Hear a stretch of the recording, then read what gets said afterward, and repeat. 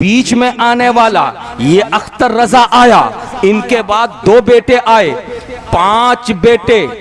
3 بیٹیاں ان کے گھر میں جنم لے رہی ہیں۔ بیچ میں آنے والا اختر رضا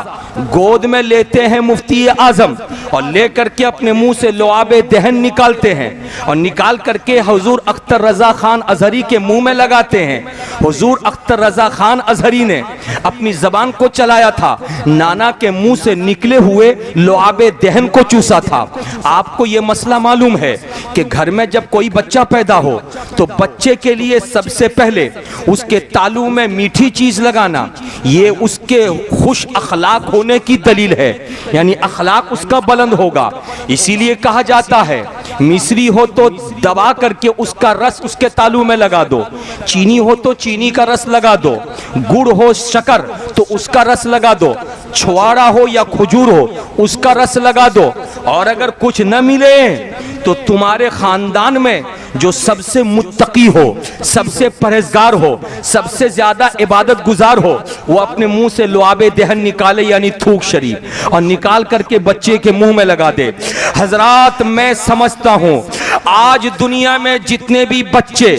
بڑے ہو کر کے فرما بردار بنے ہیں اپنے ماں باپ کے، فرما بردار بنے ہیں اپنے بڑوں کے، بڑوں کا ادب کرنے والے ہیں، چھوٹوں پر شفقت کی نظر رکھنے والے ہیں، رسول اللہ سے محبت کرنے والے ہیں، اللہ کا خوف دل میں رکھنے والے ہیں، حرام سے بچ کر حلال کمائی کی طرف کے بارے میں سوچنے والے ہیں، ماں کی خدمت کرنے والے ہیں، اپنی ذات سے کسی کو تکلیف دینے والے نہیں ہیں۔ میں یقین کے ساتھ کہتا ہوں ان کی پیدائش کے وقت میں کسی نیک آدمی نے اپنا لعاب دہن اس کے منہ میں ڈالا ہوگا۔ مجھے کہہ لینے دو آپ کے گھر میں بچہ پیدا ہو تو آپ کے بستی کا کوئی متقی پرہیزگار نمازی اس بچے کے منہ میں لعاب دہن ڈال دے تو وہ بچہ خوش اخلاق بن جائے، وہ بچہ خدا رسیدہ بن جائے، وہ بچہ محبت رسول والا بن جائے، وہ بچہ بڑوں کا ادب کرنے والا بن جائے، وہ بچہ چھوٹوں پر شفقت کی نظر رکھنے والا بن جائے، وہ بچہ مصطفیٰ جان رحمت کے عشق میں سرشار ہو جائے۔ تو جب آپ جیسے نمازی،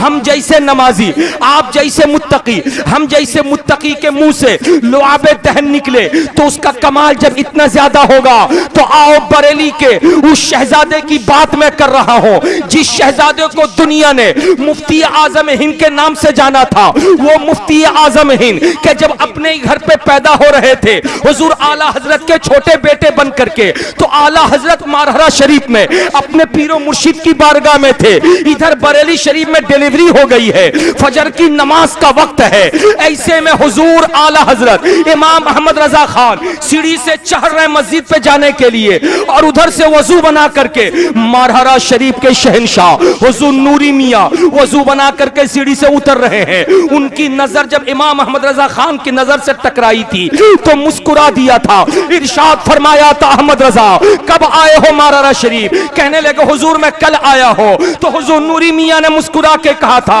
مبارک ہو تمہیں احمد رضا۔ پوچھنے لگے تھے اعلیٰ حضرت کس بات پر مبارکباد دے رہے ہیں؟ تو حضور نوری میاں نے کہا تھا مبارک ہو آپ تو مارہرہ شریف میں ہو مگر آپ کے گھر میں کل رات ایک بچہ جنم لیا ہے۔ پیار سے بول دو سبحان اللہ، مچل کے بول دو ماشاء اللہ۔ ایک بچہ جنم لیا ہے، بڑا نرالا بچہ ہے، بڑا پیارا بچہ ہے۔ میں جب مارہرہ شریف سے بریلی آؤں گا اس بچے کو میں مرید کروں گا، اجازت و خلافت سے اس کو نوازوں گا۔ حضور امام محمد رضا خان نے حضور نوری میاں کے زبان سے باتوں کو سن لیا تھا اور 2-4 روز مارہرہ میں رہ کر کے وہ پلٹے تھے بریلی شریف، اپنے بچے کو گود میں لیا تھا۔ اور تاریخ بتاتی ہے کہ حضور نوری میاں جنہوں نے خوشخبری سنائی تھی کہ احمد رضا آپ کے گھر میں بیٹا پیدا ہوا ہے، حضور نوری میاں 6 مہینے کے بعد بریلی شریف آتے ہیں۔ 6 مہینے کا بچہ آپ کی گود میں کیسا رہتا وہ آپ اچھی طرح جانتے ہیں۔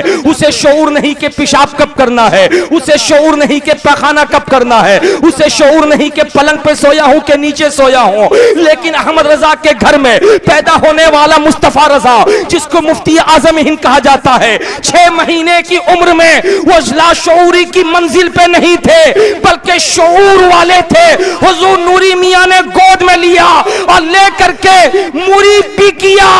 اور صبح قیامت تک ان کے خاندان کی جو اجازت و خلافت ہے ان تمام چیزوں سے